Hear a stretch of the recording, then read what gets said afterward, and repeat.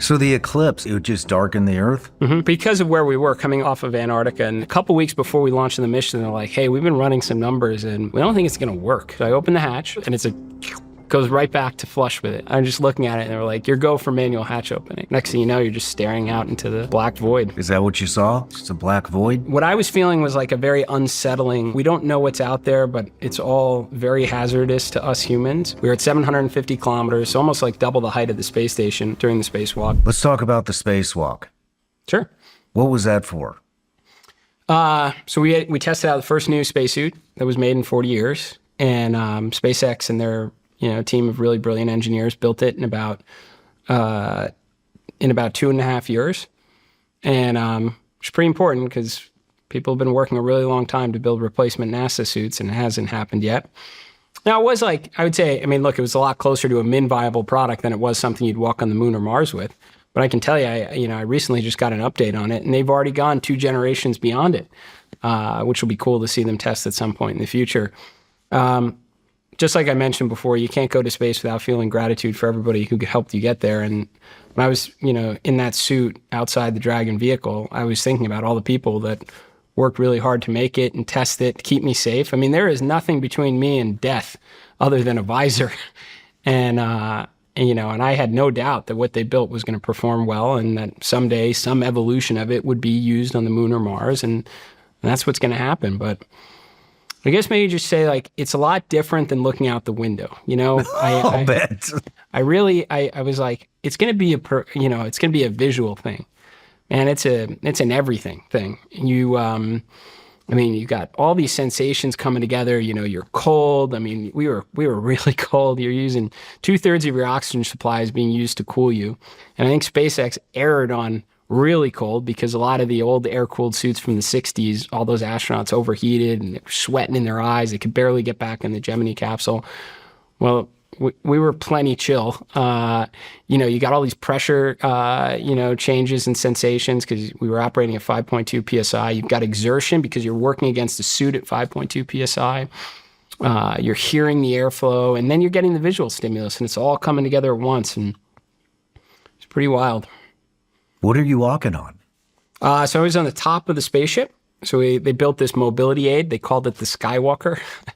And it's basically, they removed the docking mechanism from the Dragon and replaced it with this. It's just a metal structure to hold on to. You need mobility aids because if you're not holding onto it, you're screwed. We were just going through a series of tests with the suit to figure out its mobility and dexterity because it's not easy to move into it when you're pressurized. How long were you out there? The whole operation from when we vented the entire vehicle to vacuum to repress was about 2 hours and change, but I was outside for about 8 minutes. 8 minutes? Are you tethered? Yeah. Yeah, you're definitely tethered. You don't want to just float and not hold on to anything. Like we did that. People are like, well, in the 1960s, they were floating around. I was like, well, we learned not to do that in the 1960s. You can't fix something. You can't repair something. You can't build something if you're just floating in space. You need to, the goal is to figure out how to maintain points of contact and get things done where you overheat and you don't accomplish anything. So, but yeah, we were pretty limited because we had no airlock, and we needed to use consumables to keep us alive outside the vehicle and consumables to repress the spaceship. And you had to maintain some fault tolerance for something to go wrong. We basically had a limited amount of time you could be outside. The hatch is getting ready to open. You have to be, I know you jump out of planes, you're a pilot, you fly crazy airplanes. But this is different. It's different. Not a whole lot of people have been floating around out in space or left the craft. Let alone there hasn't been a lot of people that have even been to space. Yeah. And so, what's going through your head when the hatch is getting ready to open? Don't screw up. I was told you before about that great fighter pilot who was really, he's one of my best friends. He actually died in a crash about 4 years ago, but Dale Snort Snodgrass. And a lot of the attitude I have in life and everything has been being mentored by him. And I was just thinking, when I was on the launch pad, I was thinking, whatever it is, you just got to hack it. And that was a mindset from him. And then when I was getting ready to open the hatch was just, don't F this up, man. Like, it's just like, you don't want to screw up. You don't want to let everybody down who got to help you get to this moment. But I do have a funny story about that hatch. So when we started our journey training for Polaris Dawn, we were doing a lot of, we would be suspended from these offload harnesses that would replicate microgravity, and we were doing hatch drills, because pretty much the most important thing was closing the hatch. Like, you can't close the hatch, can't repress the vehicle, you probably won't survive reentry because you'll run out of air or you'll burn up. And so we're doing all these hatch drills. It was all manual. And then, SpaceX and, with all their, big bright minds were like, we just can't get this wrong. So let's build a hatch motor, take the human out of the loop. They're really big on trying to minimize what the dependency on a human being. I get it. They're engineers in that, but as humans, we do like to have some control. And so they built this automated hatch motor. It probably took like 6 to 9 months to do it. And then a couple weeks before we launched the mission, they're like, hey, we've been running some numbers and we don't think it's going to work. We think there's going to be enough residual pressure coming out of your suit, venting from your suit, across the surface area of the hatch that it's going to overpower the hatch motor. So you may need to do it manually. And I was like, man, we spent so much time building on this thing for that to happen. Well, when I was there and I got the go to open the hatch, so I opened the hatch and they're like, okay, unseat it. Let's get the last of the residual pressure out. I do it. And they're like, okay, let go. And I do. And goes right back to flush with it. And I'm just looking at it. And then it was like a 2 or 3 second delay. And they were like, you're go for manual hatch opening, which was cool because you got to actually partake and do the human thing and open the hatch. And next thing you know, you're just staring out into the, just the black void. Is that what you saw? Just a black void? At first, until I climbed out, and then I was facing Earth. But I only had a couple minutes before we were in the eclipse, and most of the motion tests we were doing in the suit was facing away from Earth. So you're just looking out into just this dark black sky, sky, and it definitely was what I was feeling was like a very unsettling, like almost it's a threatening environment. Like, we don't know what's out there, but it's all very hazardous to us humans, and proceed with caution. Kind of like the explorers in the 1400s, like, I may sail off the end of the earth because it's flat, or there might be a monster there waiting to eat me, but I'm still going anyway. And that was kind of the feeling I had looking out into the darkness of space. Damn. We talk a lot on this show about protecting your family and being prepared for the worst case scenario. But there's one area of protection that a lot of us, myself included, for a long time tend to procrastinate on, and that's life insurance. I've had term life insurance for several years now, and I remember the exact moment I realized I needed it. It was right around the time my son was born.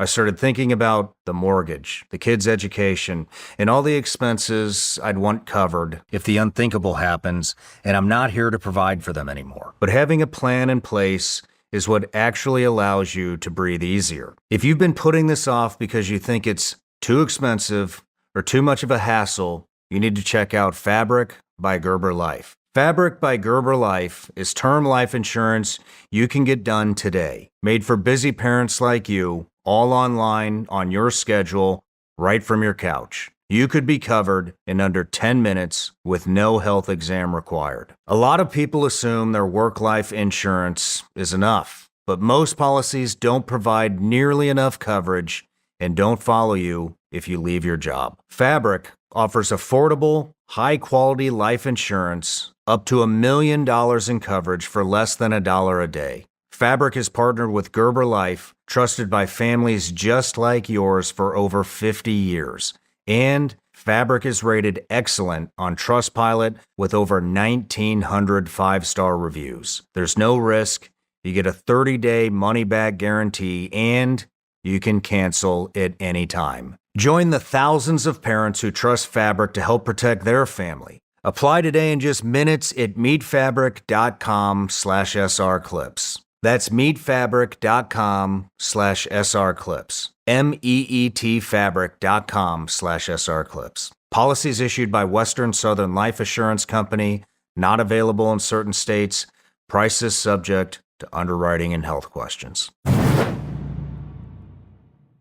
Would you remember what continent you were looking at when you walked out? Sure. I was just coming over Antarctica, actually. I was in the very South Atlantic. I know because it was the highest radiation point of the orbit that I was out in. We were at 750 kilometers, almost like double the height of the space station during the spacewalk. And the poles are a higher radiation environment.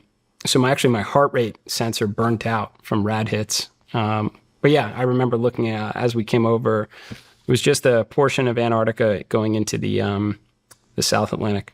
Man, does time feel different? Did it feel like a short 8 minutes, a long 8 minutes, or just 8 minutes? Time just melts away in space, no matter what. Inside or outside, it was just time just disappears. You're just always busy doing something. You're never wasting a second, and as such, like, it just all kind of melts away.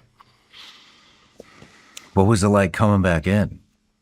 Back inside the spacecraft? Yeah. It was disappointing. I would have loved to have stayed out there more. But I had another crew member, Sarah Gillis, and she was due to go out. So I didn't want to eat into any of her time. And unfortunately, she was out the entire time we were in eclipse. So she didn't get really any view of Earth at all. But yeah, it was, we both wish we could have stayed out there so much longer. So the eclipse, I mean, it would just darken the Earth? Mm-hmm. And so you couldn't see anything? Right, because of where we were coming over, off of Antarctica in the South Atlantic. So if you're over Europe, or parts of Asia or North America at night, you can see all the city lights and everything, and it's gorgeous. But where we were in the orbit, it was, there just wasn't much in the way of, city life. Man. What did Scott say when you came back? Oh man, what was the first thing Kid said? I don't know. I remember once we fully repressurized and we all opened our visors. I was like,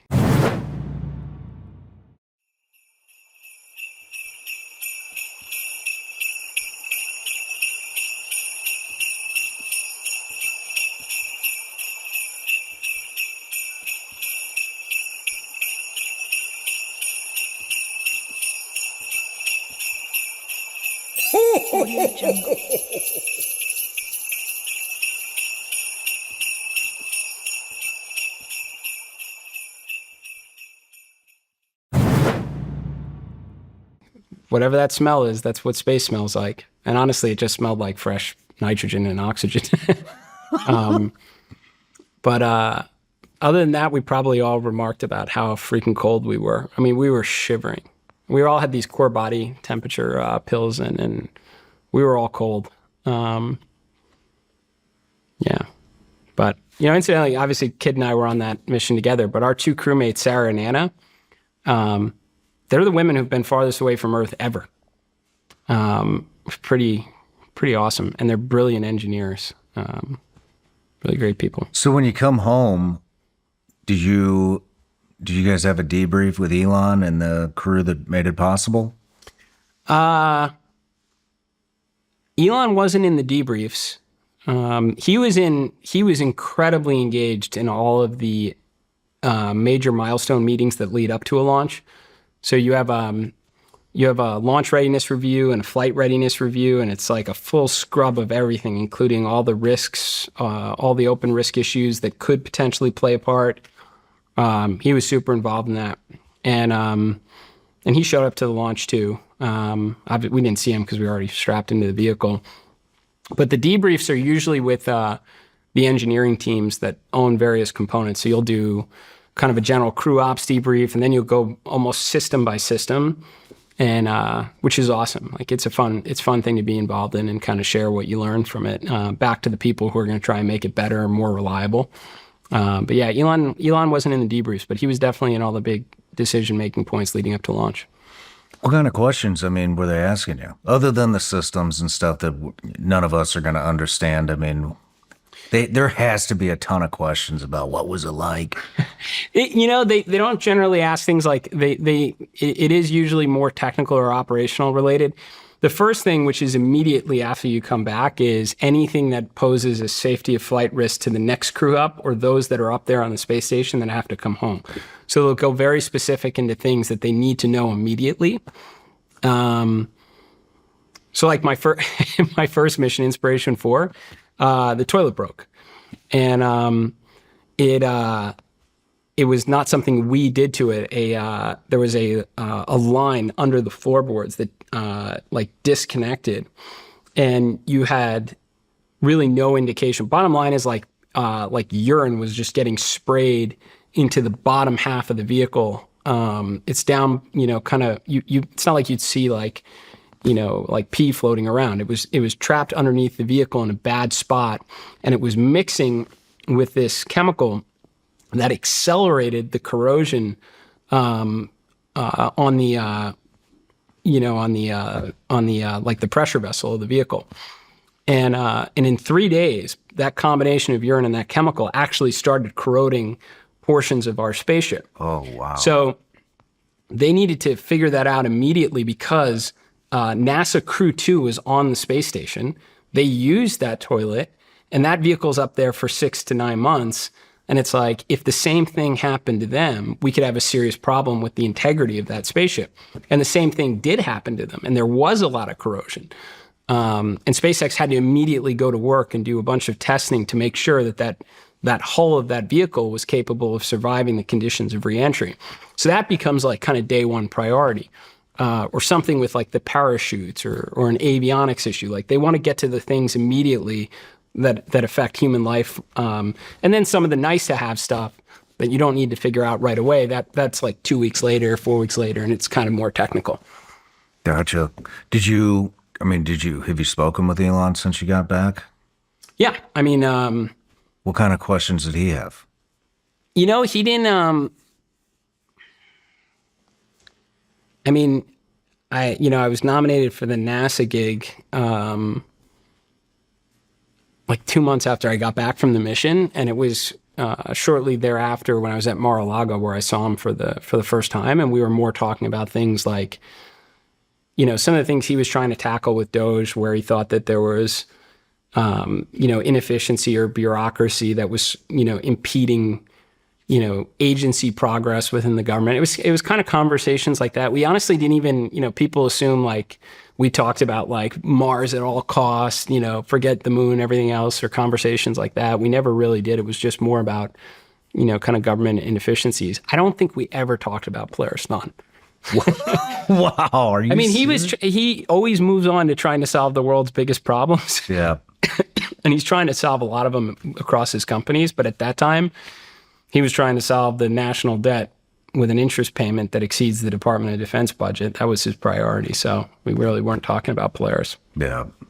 No matter where you're watching Shawn Ryan Show from, if you get anything out of this, please like, comment, subscribe, and most importantly, share this everywhere you possibly can. And if you're feeling extra generous, please leave us a review on Apple and Spotify podcasts.